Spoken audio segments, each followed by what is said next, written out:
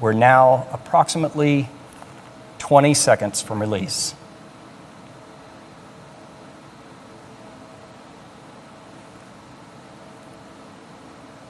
10, 5, 3, 2, 1, release, release, release. Ignition. Good control. Trimming, that's pulling the nose up. And trim is set. We're now traveling at approximately Mach 1.4. There's max Q, that's the maximum dynamic pressure on the vehicle. Those on board are experiencing about 3 Gs at the moment. The trim is complete and Unity is in the vertical, headed toward space. Mach 2.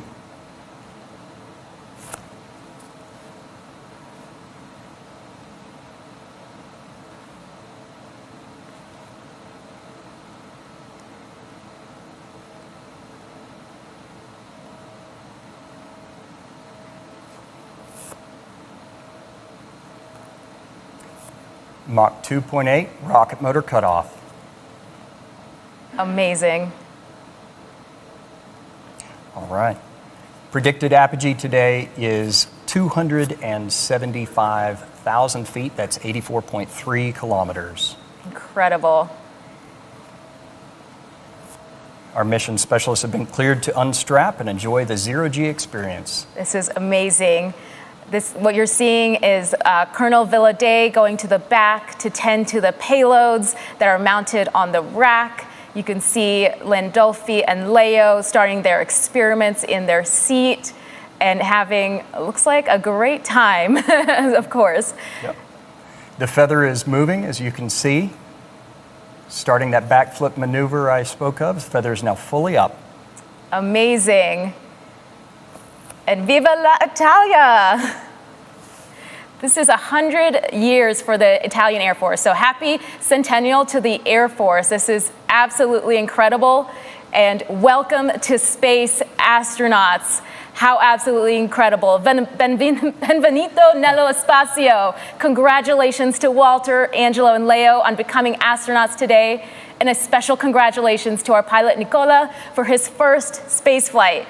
Welcome back to space, Mike and Colin. This is absolutely incredible. Wonderful. You can see I'm tripping over my words because I can see all the excitement here. And we've also trained our astronauts as part of our training program to, at apogee, go to the window and take a look outside. So you're seeing them take a look and really reflect and take in the view, because all of the science and all of the research that they're conducting on board is for that vehicle, for that planet that they're looking out on. Mm-hmm. It's really that science and research being invested back into this planet, and it's important for them to reflect and see where their hard work is going. Right. We have achieved apogee at 85.1 kilometers or 279,000 feet. Incredible. The pilots are currently completing the backflip maneuver, orienting the vehicle for re-entry. Now, just before 0.1 Gs, the pilots will give that return to seats call to the mission specialists. And our training team has worked this portion of the flight out so that it's very natural and intuitive for our passengers. You know, when we talk about space travel, a lot of people know and they expect the boost portion of flight to be loud and thrilling, and of course it is. But what's interesting is that the re-entry is actually very similar. So as supersonic air flowing over our vehicle in the feathered configuration, shock waves form on top of the cabin, and those are audible to those inside. And for those of you on site here at Spaceport America watching from the ground, you should hear a double sonic boom as Spaceship Unity once again breaks the sound barrier. We're currently at Mach 2.5. Incredible. And just back to 1 G as we begin re-entry. And those views are just absolutely amazing. Yes.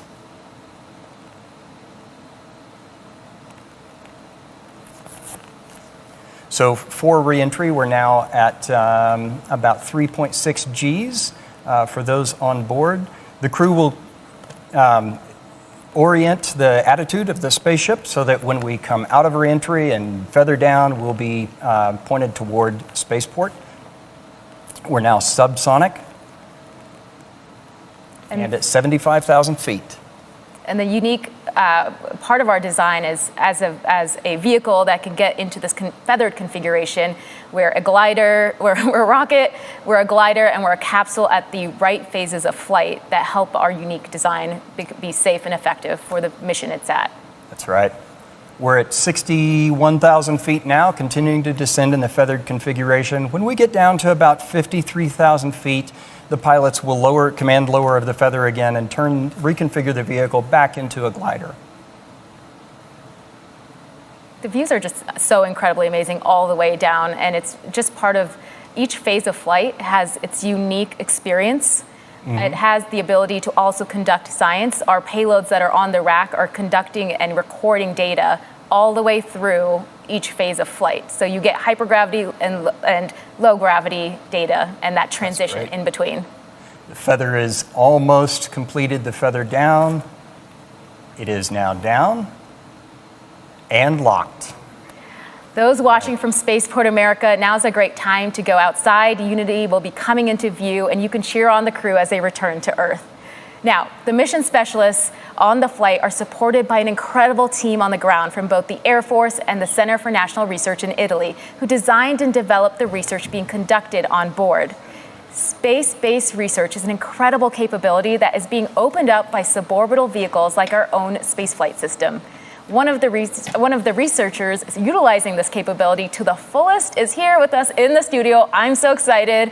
A future astronaut, a friend, and a space-based researcher, Kelly Girardi. Welcome to the studio. Thank you. I'm so excited to be here. Thanks for having me. Okay, I gotta ask, how are you feeling having watched this incredible crew go to space today, knowing that you're gonna be there on a future space flight? It's surreal, I have to say. Just the energy outside, and I've had the benefit from being on this side of the live stream for a number of Virgin Galactic space flights, including yours. And it's so special to experience that here at Spaceport America with the crew and their families and the Virgin Galactic workforce and mission control. And it's emotional. I remember during your space flight when I heard release, release, release, I burst into tears, and I'm glad that my mic was off during the live cast. But it's the profundity of human spaceflight, and I'm so ready to be on the other side of this live stream. It's incredible. I mean, this is my 6th space flight, and you probably saw I was tripping over my words. I just couldn't get it out because of the excitement. Exactly. And so you're on a future dedicated research mission. Could you tell us a little bit about the science that you're going to be conducting? Yeah, absolutely. So I'm flying on a dedicated research mission. I am representing my research institute, the International Institute for Astronautical Sciences, and I'm going to be doing healthcare and fluid research in space. I'll be wearing a wearable sensor system to take biometric monitoring. It's called the Astroskin. It's currently worn by astronauts on the International Space Station, but my flight will be the first time we're collecting data during the launch, re-entry, and landing phases of flight as well. And then fluid research. To help design, I'm going to be looking at how fluid behaves in a container in microgravity during flight, and that can help inform new designs for life support systems or syringe design for administering medication in space, things like that. So I'm very excited. I can't wait. Me too. I cannot wait. So what role do you see suborbital vehicles like VSS Unity playing in future research? Yeah, it's critical. I mean, this is a new era of access to space, and there is a tidal wave of scientific research that can benefit from this platform. You know, we've done a lot of work, a decade of work here on Earth, iterating with payloads, payload operations, technology iteration, international collaboration, parabolic flight campaigns where the aircraft takes that roller coaster profile here on Earth, where you get short bursts of microgravity. That's amazing for quickly iterating on technology, but to really validate it, you need high quality microgravity and you need longer duration exposure to microgravity. You need to be in space. And so I'm really looking forward to the availability of Virgin Galactic as a platform, not just for the scientific community, but for academia, for students, for so many. So I'm so excited to get to be a part of that. Yeah, absolutely. So I know you did not plant this question. Everyone watching should not plant this question, but Kelly, I loved your book, not necessarily rocket science. I did not plant that question. But part of the appeal of suborbital vehicles is really opening up the aperture of who can do science and technology. And this is just another science lab for people to utilize to further whatever field of research that they're in. Can you talk about some of the other research fields that are utilizing these kinds of capabilities, maybe even at IAS? Yeah, absolutely. It's really multidisciplinary. It's not just space science. My colleagues come from such a wide variety of backgrounds and fields of research. I've been particularly motivated by some of my colleagues who are doing research related in space, related to the quality of human life here on Earth, human health and well-being, whether that's biomedical or pharmaceutical research, or even new ways to approach telemedicine or, technical instruction for remote or extreme environments. I just think those are use cases that are so compelling and interesting to me to really use space to benefit life here on Earth. It's absolutely amazing. And I love how you speak about this industry because you've been an advocate and a part of this industry for a while. And can you talk about what drew you to the commercial space side? Yeah, absolutely. I have long been an evangelist for the commercial spaceflight industry, and I've really been inspired by it. I have a deeply rooted belief in the potential of this industry to open up access to space, to truly democratize access to space, certainly for science communities and for the research community like myself and the crew of Galactic 01, but also for civilians of all disciplines. I really do believe that the space age is a broader cultural movement and that our next giant leap will require the talents of artists, engineers, and everyone in between. Space is our shared past and our shared future, and that's why I wrote not necessarily rocket science. Okay, well, we're going to be getting to landing soon, but I wanted to ask if you had any parting thoughts before I release you to go cheer on the crew as they return to Earth. Yeah, just awe, excitement. I'm sure you can tell. I'm just, it's amazing to be here. And just deep appreciation for all that goes into this and all that this means. I know this is the beginning of routine and regular commercial operations, but to me, it will never get old. Oh my God, thank you so much for joining us here. I'm going to run down and welcome that crew back. Thank you, Thanks. Kelly.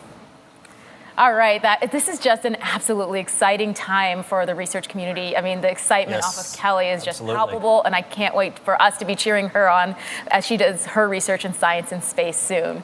So let's check in with our crew on their descent back to Earth. Absolutely. So we are just over 11,000 feet. For those of you here on site, Unity just crossed over the field and is making another circle around in the pattern. Beginning those landing approach, passing the waypoints that we've designated as part of our energy management plan. So the pilots have joined up with Chase in the pattern, and they're discussing that energy management plan. They're going to be landing today on runway 34. That means from south to north.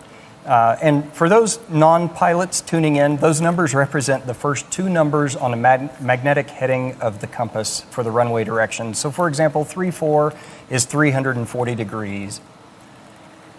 The landing gear is now down and locked. We have 3 green. That means all gear are down and locked. And we're making our final approach to the runway here at Spaceport America. We like to make left-hand turns for our approach. That's because the commander is in the left seat, and that provides the best line of sight for them as they come into the landing. Now, the runway here at Spaceport America is 12,000 feet long. That's 3.7 kilometers and 200 feet wide, or 61 meters. (1,000 feet above the runway. 500 feet.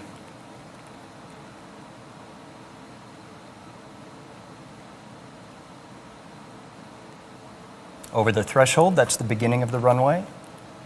And you'll see the pilots hold the nose up. That's a flare maneuver, all part of the energy management. Main gear touchdown.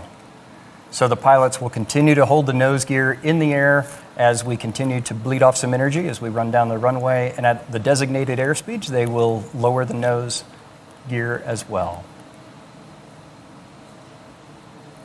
Nose gear's down.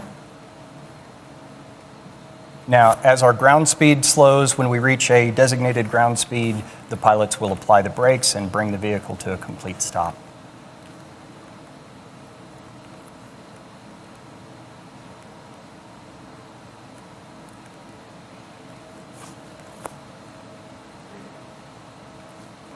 All right, braking now.